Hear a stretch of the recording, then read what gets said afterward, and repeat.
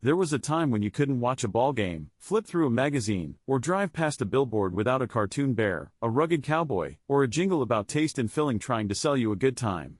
This was America between the 1950s and the 1980s, when beer and tobacco companies didn't just sell products. They sold identities. They sold who you wanted to be when the sun went down and the workday was over. Today we're stepping back into that smoky, golden-hued world of American advertising, when a bear in a canoe and a man on a horse became more famous than most movie stars, and when a sports stadium without a beer sign felt almost naked. Let's start with the cowboy, because there's no better symbol of this era than him. In the 1950s, one tobacco brand was struggling to find its footing. It had built its identity around a filtered cigarette marketed mostly to women, and sales were flat. So an advertising team made a bold pivot. They took that same brand and reintroduced it with an entirely new face, a weathered, quiet, impossibly rugged man on horseback, framed against open western landscapes. He didn't say much. He didn't need to. He was independence itself, distilled into a single image. Within a few years, that campaign didn't just save a struggling brand, it built one of the most recognizable advertising icons in history. Ranches were scouted, real cowboys were sometimes used as models, and the photography leaned hard into that painterly, sun-drenched Americana look, all long shadows and dusty trails. It worked because it tapped into something deep in the post-war American psyche, a longing for rugged individualism at a time when more and more men were trading open land for office cubicles and factory floors. Beer companies were watching, and they took notes, but they told a different kind of story. Where tobacco sold solitary toughness, beer sold companionship. It sold the tavern, the backyard barbecue, the fishing trip with your buddies. One of the most beloved characters of this whole era was a lovable, slightly clumsy bear who appeared in a series of animated commercials for a Minnesota-based beer company starting in the late 1950s. This bear had his own catchy little tune, something you could hum without even trying, and he'd get into all sorts of gentle trouble chasing after cases of beer, usually outsmarted by raccoons or his own good intentions. He wasn't threatening or macho at all. He was warm, a little goofy, and instantly likable, which made the beer itself feel approachable, like something you'd share with friends rather than something you drink to prove a point. That bear ran in commercials for decades, becoming one of the longest-running advertising mascots in American history, and even now, people who grew up watching him can still hum that jingle from memory. Then came the 1970s, and beer advertising took a sharp turn towards something louder, funnier, and a lot more argumentative. A major brewing company introduced a lighter beer to the American market, and rather than pretend it was just a health-conscious alternative, they leaned into controversy. They filled their commercials with retired athletes, tough guys, and barroom personalities, all arguing over just two things. Did this beer taste great, or was it less filling? The genius of the campaign wasn't subtlety, it was spectacle. These were big, physical, funny commercials, full of ex-football players and boxers fighting over a beer's taste profile, ending in good-natured chaos almost every single time.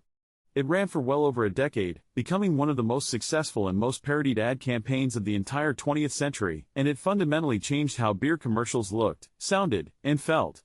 Suddenly beer ads weren't quiet and pastoral, they were loud, competitive, and dripping with masculine humor. Around the same time, another major domestic brewer was doubling down on a very different kind of imagery, one rooted in old-world craftsmanship and American heritage. Their commercials frequently featured a magnificent team of massive draft horses pulling a beer wagon through snowy small towns or past historic breweries, evoking a sense of tradition and quality that stretched back generations. These horse-drawn wagon spots became almost a genre unto themselves, airing especially around the holidays, and they gave the brand an air of dignity and Americana that stood in stark contrast to the loud, brash humor coming from their competitors. It's a great example of how, even within the same industry in the same decade, advertisers were selling wildly different emotional experiences. One brand wanted you laughing in a crowded bar. Another wanted you feeling a lump in your throat over heritage and craftsmanship. Now, we can't talk about this golden age of advertising without talking about where these ads actually lived, because it wasn't just magazines and billboards. It was the ballpark. It was the racetrack. It was the boxing ring.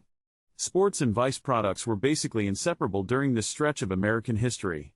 Baseball stadiums were wallpapered with beer advertisements along the outfield walls, and radio broadcasts of games were often sponsored outright by a single brewing company, with announcers casually mentioning the sponsor's name between innings as if it were part of the game itself. Stock car racing became almost a walking advertisement for tobacco companies once cigarette ads were pushed off television, with race cars, driver uniforms, and entire racing series taking on the names and colors of cigarette brands. One particular tobacco company's sponsorship of a major stock car racing series became so central to the sport's identity that for years, casual fans simply referred to the whole championship by the cigarette brand's name rather than the sport itself. Boxing, too, had deep ties to both industries, with beer and cigarette logos plastered across ring canvases and undercard posters in nearly every major fight of the era. This overlap between sports and vice advertising wasn't an accident, it was strategy. Advertisers understood that sports audiences, particularly male viewers, represented an enormously valuable demographic, and associating a product with strength, competition, and camaraderie was advertising gold. Watching a game with a cold beer in hand became such a culturally ingrained ritual that beer commercials themselves often just showed guys doing exactly that, sitting around a television, cheering, product in hand, no elaborate story needed. The commercial simply reflected the exact behavior it was hoping to reinforce. Of course, this whole golden age had a turning point, and it's worth pausing on it, because it reshaped advertising forever. In 1971, cigarette advertising was banned from American television and radio entirely, a direct response to mounting evidence about health risks and a broader cultural reckoning with tobacco's dangers. Overnight, an entire industry that had built decades of iconic broadcast advertising had to pivot almost entirely toward print, billboards, and sponsorship deals, which is exactly why sports sponsorship became so much more important to tobacco companies through the 70s and 80s. If you couldn't run a commercial during the big game, you could still put your logo on the racetrack wall, the finish line banner, or the driver's jacket.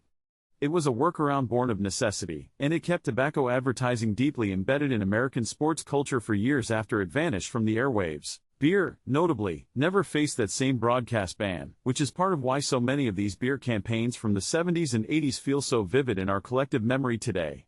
They kept running on television straight through the decade, evolving and getting louder and funnier as competition between brewers intensified. Watching old broadcasts from this era, you'll notice something interesting. The commercial breaks themselves become almost a time capsule, filled with warm lighting, era-specific fashion, analog film grain, and that particular kind of earnest sincerity that only mid-century advertising seemed to capture, whether it was selling you rugged independence, backyard camaraderie, or a punchline about taste versus filling. What's fascinating, looking back on all of this now, is just how deeply these campaigns worked their way into everyday American language and memory. People who've never smoked a single cigarette in their life can still picture that cowboy on horseback. People who don't even drink beer can still hum a few bars of that Bear's Little Jingle, or recite the punchline about tasting great and being less filling, almost on reflex. That's the real power of great advertising from this era. It wasn't just trying to sell a product in the moment. It was trying to become part of the cultural furniture, something so familiar and so emotionally resonant that it would outlive the ad campaign itself, outlive the decade, and in some cases, outlive the very products it was created to sell. So the next time you come across an old magazine advertisement with a rugged cowboy staring off into a sunset, or catch a rerun of a decades-old sports broadcast with beer logos plastered across the outfield wall, take a second look. You're not just looking at an advertisement.